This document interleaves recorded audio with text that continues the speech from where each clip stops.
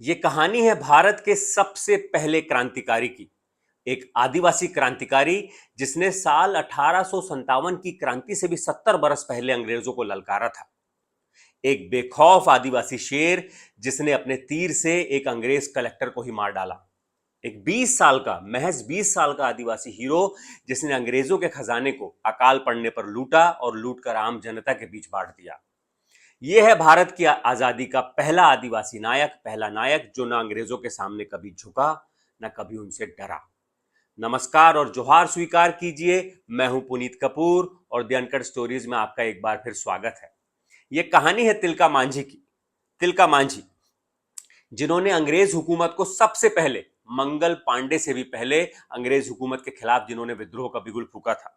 आज हम आपको बताएंगे तिलका मांझी की कहानी। तिलका मांझी का जन्म साल 1750 में बिहार के सुल्तानगंज में एक संथाल परिवार में हुआ था। भागलपुर जिले में आता है सुल्तानगंज। बिहार और झारखंड के जो हमारे आदिवासी भाई हैं, जो हमारे दर्शक हैं, वो जानते ही होंगे। उनके पिता सुंदर मुर्मू ने उनका नाम जबरा रखा था, लेकिन आगे जाकर वो तिलका मांझी के नाम से मशहूर हुए। तिलका मांझी का जब जन्म हुआ, उस दौरान अंग्रेजों की ईस्ट इंडिया कंपनी बिहार और बंगाल के इलाके में अत्याचार का नया अध्याय लिख रही थी। आदिवासियों की जमीनों पर, जंगलों पर लगातार कब्जा किया जा रहा था। उन्हें उनकी मातृभूमि से बेदखल किया जा रहा था। उनका बचपन उनका बचपन जो है आदिवासियों पर अंग्रेजों के इन्हीं अत्याचारों को देखते हुए बीता। इसलिए बचपन से ही वो स्वभाव में बागी हो गए थे। तिलका मांझी ने बचपन में ही तीरंदाजी, जंगली जानवरों का शिकार करना और बिजली की रफ्तार से पेड़ों पर चढ़ने का कौशल हासिल कर लिया था। तिलका मांझी किसी भी कीमत पर अंग्रेजों का दमन सहने के लिए तैयार नहीं थे। जल, जंगल और जमीन पर आदिवासियों के अधिकार के लिए उन्होंने आदिवासी समाज के लोगों को एकजुट करना शुरू किया। उस दौर में यह बिल्कुल भी आसान नहीं था, क्योंकि साल 1770 के दशक तक किसी भी भारतीय ने इतनी जरूरत नहीं की थी कि वो अंग्रेजों के खिलाफ विद्रोह कर सके, उन्हें ललकार सके। लेकिन वो पहले थे तिलका मांझी। तिलका मांझी ने भागलपुर के अलग अलग इलाकों में जाकर आदिवासी समाज के लोगों के साथ बातचीत की। उन्हें ईस्ट इंडिया कंपनी के खिलाफ न सिर्फ संघर्ष के लिए तैयार किया, बल्कि उन्हें तीर धनुष और भाला चलाने का प्रशिक्षण भी दिया। साल 1770 में जब बिहार और बंगाल में भयंकर अकाल पड़ा, लोग भूख से मर रहे थे, तब अंग्रेजों ने टैक्स कम करने की जगह दोगुना कर दिया और अपना खजाना भरना लगे। तभी तिलका मांझी ने अंग्रेजों का खजाना लूटा और स्थानीय आम लोगों के बीच में बांट दिया। तिलका मांझी के इस बेखौफ कदम ने उनको पूरे संथाल इलाके में मशहूर कर दिया और उनसे प्रभावित होकर सैकड़ों आदिवासी तिलका मांझी की सेना में शामिल हो गए। ईस्ट इंडिया कंपनी को जड़ से उखाड़ फेंकने के लिए तिलका मांझी के पास अब आदिवासी योद्धाओं की एक बेहद प्रशिक्षित सेना थी। इसीलिए इसके ठीक एक साल बाद, यानी साल 1970 जब अकाल पड़ा, जब उन्होंने खजाना लूटा, इसके ठीक एक साल बाद 1771 में तिलका मांझी ने अंग्रेजों के खिलाफ विद्रोह की बिगुल फूंक दिया, विद्रोह की शुरुआत कर दी, जो अगले 13 बरस तक चला। और इस दौरान उन्होंने अंग्रेजों को, अंग्रेजी हुकूमत को, ईस्ट इंडिया कंपनी के अफसरों को और साथ ही साथ सूदखोर जमींदारों को चैन से नहीं रहने दिया इन 13 सालों में। साल 1778 में तिलका मांझी और उनके जाबाज योद्धाओं ने रामगढ़ कैंप से अंग्रेजों को खदेड़ दिया। तीर और धनुष से अंग्रेज सैनिकों पर इस तरह ताबड़तोड़ हमला किया कि बंदूकधारी अंग्रेज सेना को भी जान बचाकर पीछे भागना पड़ा। उस वक्त इस इलाके में अंग्रेजों की सैन्य कमान वॉरेन हेस्टिंग्स के हाथों में थी। हेस्टिंग्स ने तिलका मांझी और उनकी सेना के विद्रोह को दबाने के लिए 800 ब्रिटिश सैनिकों को भेजा।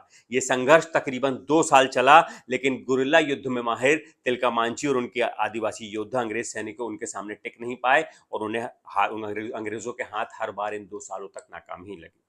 तिलका मांझी के विद्रोह की आग अब लगातार पूरे इलाके में फैलती जा रही थी। लगातार संथाल आदिवासी और दूसरे आदिवासी समाज के लोग लगातार तिलका मांझी के इस कदम से प्रेरित होकर अंग्रेजों के खिलाफ तिलका मांझी के साथ एकजुट होने लगे थे। उनके चौतरफा हमले से अंग्रेज हुकूमत बहुत ज्यादा परेशान हो गई और इसके बाद इस विद्रोह से निपटने के लिए, तिलका मांझी के विद्रोह से निपटने के लिए अंग्रेजों ने ऑगस्टस क्लीवलैंड को उस इलाके का कलेक्टर नियुक्त किया। क्लीवलैंड तिलका मांझी और उनके सेना के विद्रोह से पहले से ही वाकिफ थे, इसलिए आते ही उसने विद्रोह को कुचलने के लिए पूरी ताकत लगा दी। इस दौरान अंग्रेज सेना और तिलका मांझी के बीच भयंकर संघर्ष हुआ। जंगल, नदियों और पहाड़ों में घूमने वाले तिलका मांझी और उनके योद्धा अचानक अंग्रेज सेना पर हमला बोलते, उन्हें नुकसान पहुंचाते और जंगल में जाकर छिप जाते और अंग्रेज सैनिक हाथ पर हाथ धरे रह जाते, उन्हें पीछे हटना पड़ता। इसके बाद साल 1784 आते आते अंग्रेज सैनिकों ने तिलका मांझी के विद्रोह के दमन के लिए आक्रामक रुख अपनाया। तो तिलका मांझी ने खुद इस संघर्ष का, इस विद्रोह का नेतृत्व करने का फैसला किया और उन्होंने दोगुनी आक्रामकता के साथ अंग्रेज सैनिकों पर तीर और धनुष से हमला कर उनको काफी नुकसान पहुंचाया।